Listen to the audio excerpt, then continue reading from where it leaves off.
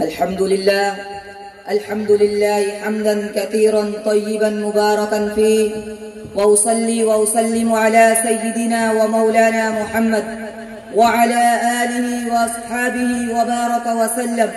أما بعد، فإن خير الحديث كتاب الله، وخير الهدي هدي محمد صلى الله عليه وسلم.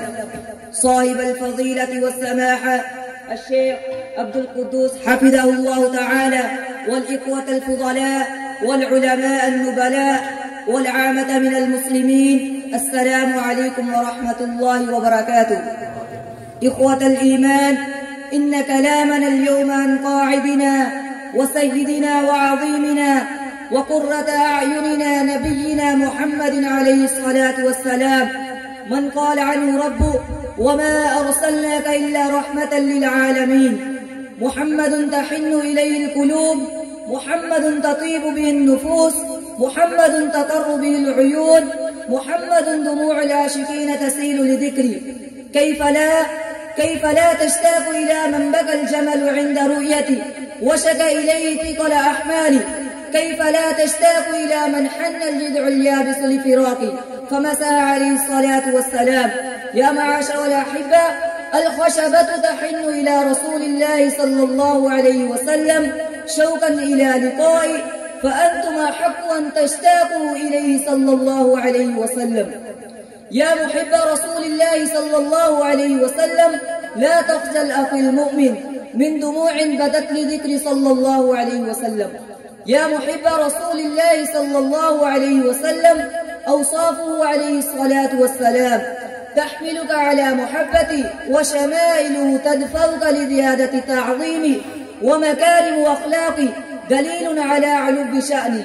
حسن المعاشرة ولين الجانب وبذل المعروف وإطعام الطعام وإفشاء السلام وعيادة المريض وتشييع الجنازة وحسن الجوار والعفو والإصلاح بين الناس والجود والكرم وكظم الغيظ والعفو عن الناس واجتناب ما حرم الله الإسلام كالكذب والمكر والخديعة والنميمة وسوء الخلق والتكبر والحقد والحسد والظلم وكل ما هو منفر عن قبول الدعوة منه صلى الله عليه وسلم.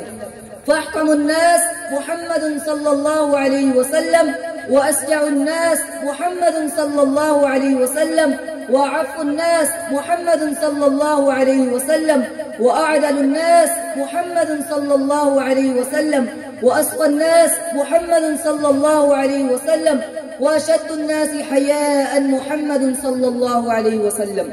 كان صلى الله عليه وسلم يقصف نعله ويرقع ثوبه ويعمل في بيته كما يعمل أحدكم في بيته.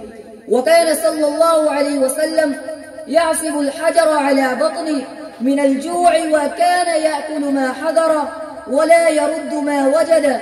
صدق الله القائل: وإنك لعلى خلق عظيم. وكان صلى الله عليه وسلم أفصح الناس منطقا وأجلاهم كلاما فضلا يفهم كل من يسمع. وكان صلى الله عليه وسلم جير الصوت أحسن الناس نغمة. قال البراء رضي الله تعالى عنه: ما سمعت أحدا أحسن صوتا منه صلى الله عليه وسلم. معاشر الأحبة، قال سيدنا داود: إذا سبح لله سبحت الجبال والطير معه لحسن صوت عليه السلام.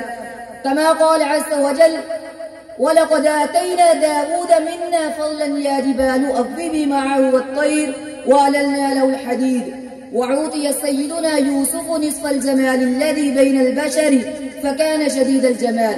كما قال عز وجل: فلما رأيناه أكبرناه وقطعنا أيديهن وقلنا حاش لله ما هذا بشرا إن هذا إلا ملك كريم. وأما محمد صلى الله عليه وسلم فقد قال: ما بعث الله نبيا إلا حسن الوجه وحسن الصوت، وإن نبيكم أحسنهم وجها وأحسنهم صوتا.